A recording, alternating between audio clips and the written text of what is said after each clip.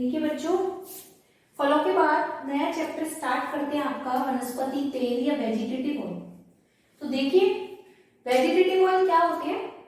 पादपों से प्राप्त होने वाले ऐसे पदार्थ जो कि तरल होते हैं, दहनशील होते हैं, पानी में अघुलनशील होते हैं, लेकिन ईस्टर में क्या होते हैं? घुलनशील होते हैं। उन पदार्थों को अपन क्या कहते हैं? वनस्पति तेल। ठीक है, इसमें सबसे पहला प्लांट आता है आपका मूंगफली। मूंगफली इसका बॉटनिकल नेम होता है अरेकिस हाइपोजिया और फैमिली होती है इसकी फैबेसी। ठीक है, या लेग्यूमिनेसी। देखिए मूंगफली उत्पादन में भारत जो है वो प्रथम स्थान पर है। अब देखते हैं मूंगफली के वानस्पतिक लक्षण। तो इसका प्लांट जो होता है वो छोटा होता है, लगभग 0.3 से 0.5 मीटर लंबा होता है, शाखित होता है और इसका तना जो होता है वो बेलनाकार होता है। साथ ही यहाँ देखिए इसके जो प्लांट में अंडाशय होता है उसके आधारीय भाग पर विभजोतक कोशिकाएं पाई जाती हैं। विभजोतक कोशिकाएं वो होती हैं जो लगातार विभाजन दर्शाती हैं। ये विभजोतक कोशिकाएं निषेचन के समय लगातार विभाजन करके एक धनात्मक गुरुत्वानुवर्ती संरचना का निर्माण करती हैं जिसे कॉर्पोफोर कहते हैं। एक इंपॉर्टेंट पॉइंट है कि जो मूंगफली है उसमें अंडाशय के आधारीय भाग पर विभजोतक कोशिकाएं जो है वो विभाजित होकर धनात्मक गुरुत्वानुवर्ती संरचना बनाती हैं जिसको क्या बोलते हैं? कॉर्पोफोर, जो कि नीचे जमीन में धंसी रहती है। ठीक है, खेती जब देखते हैं मूंगफली खरीफ की फसल है जो करीब मई जून में बोई जाती है।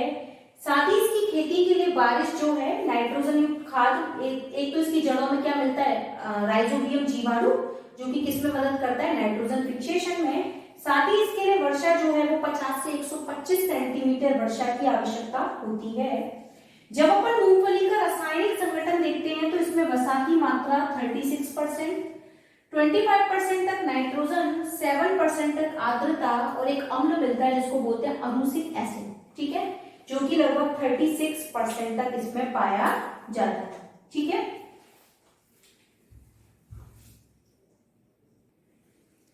इसके बाद देखिए मूंगफली की किस्म Punjab first, Junagadh second, R8808, Kaveri 4। ठीक है, अब देखते हैं उपयोग। देखिए जो मूंगफली का तेल है उसका हाइड्रोजनीकरण जब करा देते हैं तो क्या बनता है आपका? वेजिटेबल घी या वनस्पति घी। साथ ही साथ मूंगफली के बीजों से तेल निकालने के बाद बचे हुए भाग को बोलते हैं ऑयल केक, जो कि दुग्धधारी पशुओं को एक उत्तम आहार के रूप में खिलाया जाता है क्योंकि नाइट्रोजन की मात्रा अधिक होती है। इसके बीजों से पीनट बटर बनाया जाता है जिसमें कैलोरीज की मात्रा कम होती है, जो हार्ट रिलेटिव या हृदय रोगों से संबंधित बीमार लोगों को खिलाया जाता है। साथ ही साथ मूंगफली के दानों को एक घी में भूनकर मेवे के रूप में, ड्राई फ्रूट्स के रूप में भी काम में अपन ले सकते हैं। ठीक है, तो ये है मूंगफली आपका। अब देखिए नेक्स्ट आता है आपका वनस्पति तेल में सरसों। सरसों का बॉटनिकल नेम है ब्रैसिका स्पीसीज।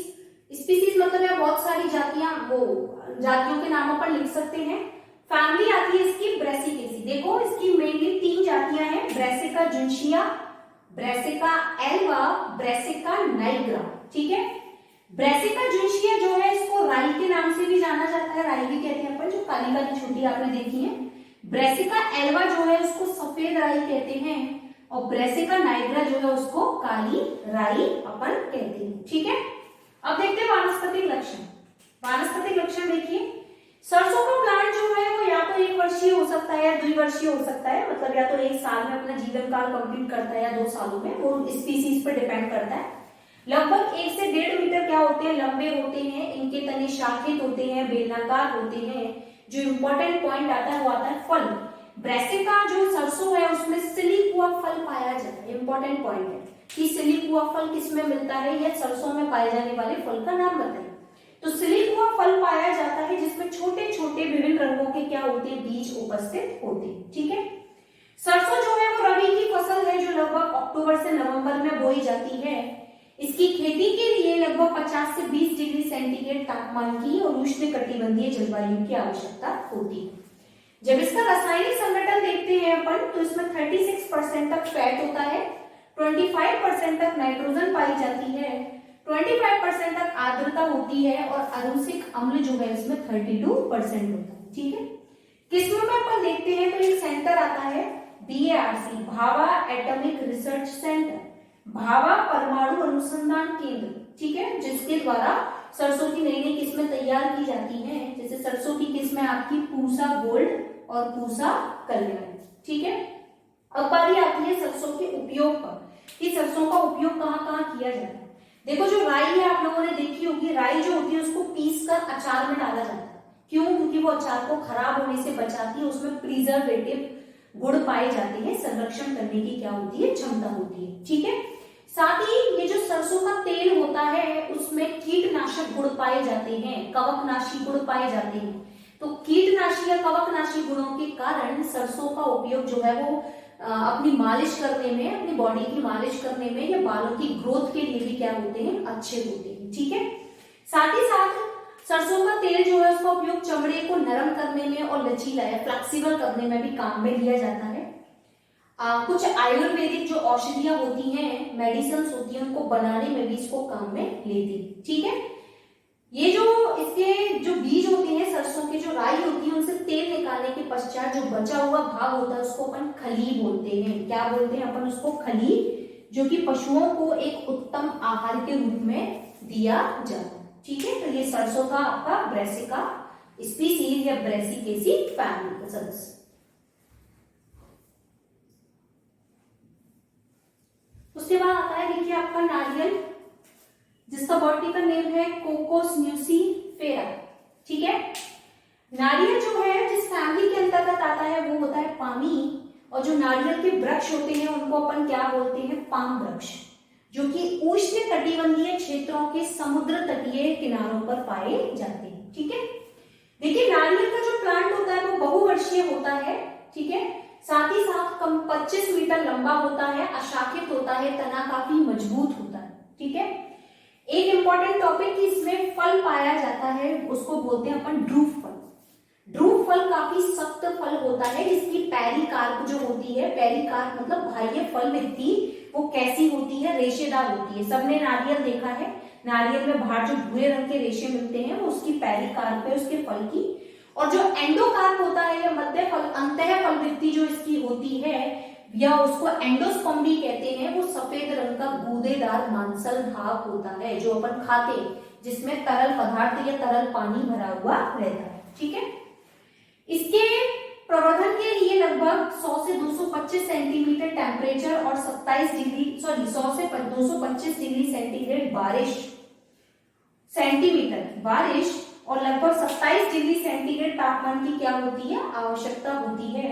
और इसको बीजों के द्वारा क्या किया जाता है? प्रवर्धन किया जाता है, मतलब नए पादप बनाने के लिए बीजों को काम में लिया जाता है। नारियल जो होता है जो सूख जाता है, तो सूखे हुए नारियल को एक वर्ड है वो करके अपन खोपरा, ये नाम याद रखना कि सूखे हुए नारियल को अपन क्या बोलते हैं? खोपरा कहते हैं। ठीक है, इसकी कुछ किस्में हैं जैसे कि कपड़दम, फिजी, सेन रमन। नोट्स की चिंता मत करना, आपको मिल जाएंगे प्रिंटेड नोट्स। तो इसकी जो किस्म है वो कपड़दम, फिजी, सैन रमन, इसकी कुछ जो है वो किस्मों के नाम है। इसका उपयोग जो देखिए, जो रिफाइंड नारियल तेल होता है उसको खाने के रूप में काम में लेते हैं। ये बालों की वृद्धि के लिए भी क्या रहता है? बहुत अच्छा यूजफुल रहता है, इससे बालों की ग्रोथ भी अच्छी होती है। ठीक है, साथ ही साथ इसके जो बीज हैं या जो नारियल है उससे तेल निकालने के पश्चात बचा हुआ अवशिष्ट पदार्थ जो है वो गाय या भैंस को चारे के रूप में भी दिया जाता है। साथ ही साथ इसके जो रेशे होते हैं, जो भूरे रंग के बाहर के रेशे होते हैं, उनका उपयोग ईंधन के रूप में भी किया जाता है, जलाने के रूप में। ठीक है, और साथ ही साथ ये जो सूखे प्लांट्स होते हैं, सूखा नारियल का प्लांट जो है उसकी जो पत्तियां होती हैं उसका उपयोग झोपड़ी बांधने में भी किया जाता है। तो ये 3 आपके वेजिटेटिव ऑयल्स थे। कौन कौन से? मूंगफली, अरेकिस हाइपोजिया, नारियल, कोकोस न्यूसीफेरा और सरसा ब्रेसिका स्पीसीज। सबके नाम, बॉटनिकल कैरेक्टर और आपको उनकी फैमिली अच्छे से याद होनी चाहिए। इनसे हमेशा बड़ा क्वेश्चन आता है कि मूंगफली पर लेख लिखिए या नारियल पर लेख लिखिए या आपके उस पर सरसों पर लेख लिखिए। ठीक है, तो छोटे छोटे क्वेश्चन बनते हैं। सिलिक हुआ फल किसमें मिलता है? सरसों में। ठीक है, ध्रुव फल किसमें मिलता है? आपके नारियल। ठीक है, थैंक यू।